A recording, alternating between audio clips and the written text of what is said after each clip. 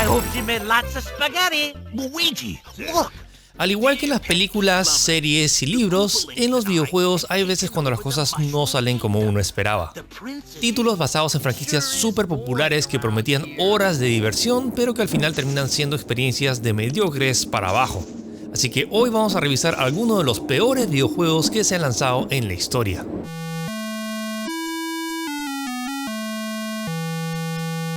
E.T. es uno de los títulos más conocidos por ser el ejemplo perfecto de por qué la industria de videojuegos en Estados Unidos se fue a la bancarrota en 1983.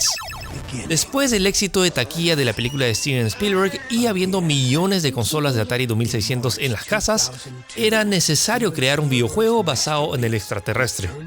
Pero por temas de derechos, el desarrollador solo tuvo 5 semanas para programarlo antes de las ventas de Navidad, es decir, una tarea prácticamente imposible. Así que Howie Scott Warshaw hizo lo que pudo y creó un juego de rompecabezas donde tenías que encontrar las piezas del teléfono para que E.T. pueda llamar a casa, mientras que escapaba de los agentes del gobierno que lo querían secuestrar. Pero al apresurar el proyecto, el código final terminó con muchos errores y los usuarios no entendían qué cosa estaba pasando o dónde tenían que ir. De lanzamiento se vendieron más de 1 millón de cartuchos, como era de esperar.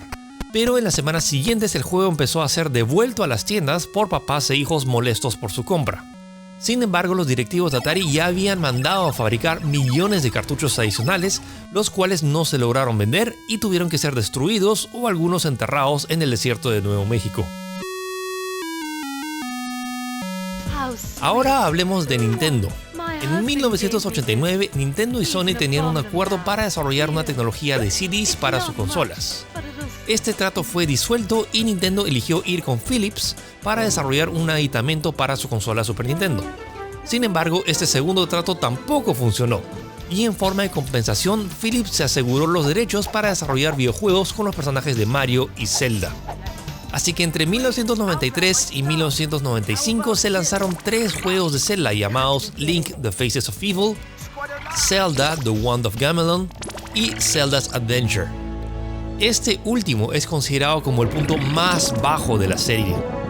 Al no ser desarrollados por Nintendo ni tener la supervisión directa de Shigeru Miyamoto, estos títulos contaron su propia versión de la historia de Hyrule, la cual diverge bastante de los juegos originales y la mayoría de los fans detestan. Felizmente no son considerados dentro del canon de la franquicia. Y en 1994 se lanzó Hotel Mario, un videojuego que incluía a Mario y a Luigi y unas cinemáticas bastante chocantes. El público objetivo eran niños entre 5 a 10 años, así que sus mecánicas eran bastante repetitivas y los controles no siempre respondían como uno esperaba. Ahora, hay que mencionar que a nivel jugable no todos fueron un desastre, pero si lo comparan con los otros videojuegos de ambas sagas, son los peores títulos jamás creados en la franquicia, y Nintendo prefiere pensar que nunca existieron. Ahora hablemos de Superman 64 de 1999. Este juego sí es considerado como uno de los peores juegos de su generación y de toda la extensa biblioteca de Nintendo 64. Aquí Superman tiene que rescatar a Lois Lane de las manos de Lex Luthor en una versión virtual de Metrópolis. Así que tienes que volar a través de un montón de aros en un tiempo limitado y resolver rompecabezas bastante sencillos. El problema es que el juego sufrió muchos cambios a nivel creativo y técnico. Warner Bros. No estaba contento con lo que el estudio Titus estaba haciendo y recortó muchas de las ideas originales. Además, el enfoque del proyecto era demasiado ambicioso para el hardware de la época, así que como resultado tuvimos un juego extremadamente repetitivo, con pésimos controles, mal diseñado y muy poco pulido.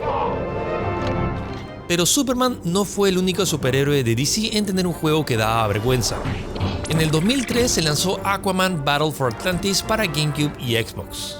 El juego fue hecho en menos de 2 años y su historia se contaba en forma de cómics estáticos. El combate era repetitivo y poco pulido, y en general se sentía como una experiencia mediocre.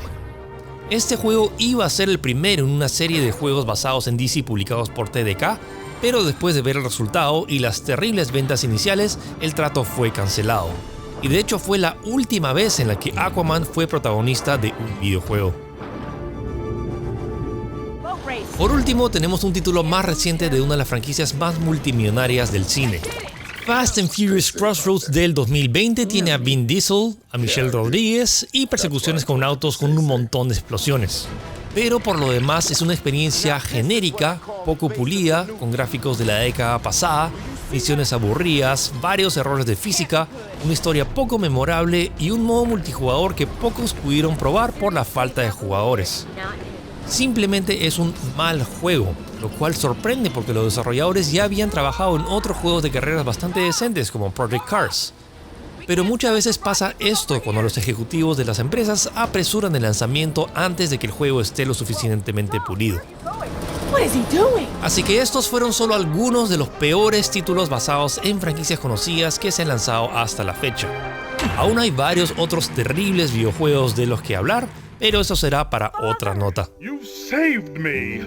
Here's the traitor, Your Majesty.